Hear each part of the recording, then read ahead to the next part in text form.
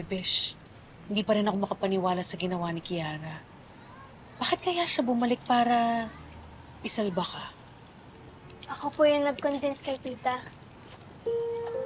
I made her realize na love pa rin po siya ni Mami. Tsaka hindi pa po too late para magbago siya. Sakripisyo niya yung sarili niya para sa akin, pero wala man lang akong ginawa para iligtas siya. Tawad ko lang siya habang nasusunog. Yara.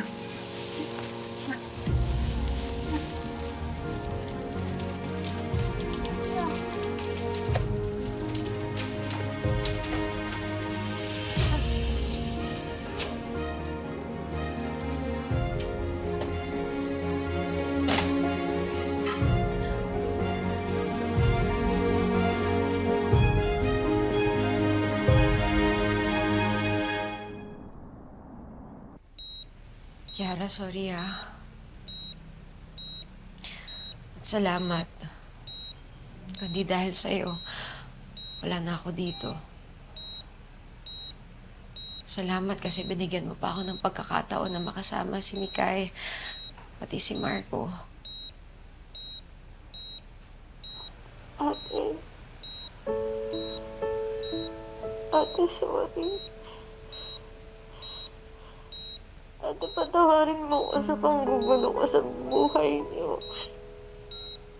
Higit sa lahat, sa nangyari kay Luigi at saka kay Sir Carlito. Nalala ng isip ko yung sobrang pagmamahal ko sa'yo, ate. Ng selos. Kung ibabalik ko lang natin, hindi ko hayaan mangyari yung mga yun, ate. Patawarin mo ako. Ate. Kiara, hindi ko itatanggi. Sakit pa rin. Na mahirap makalimutan yung mga nawala na.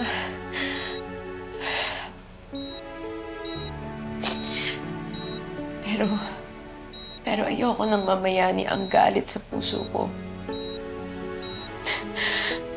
Pagod na ako sa kulo.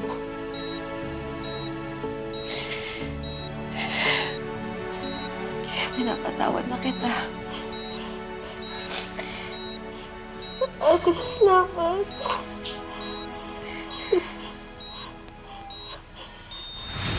Kiara, ano nangyayari?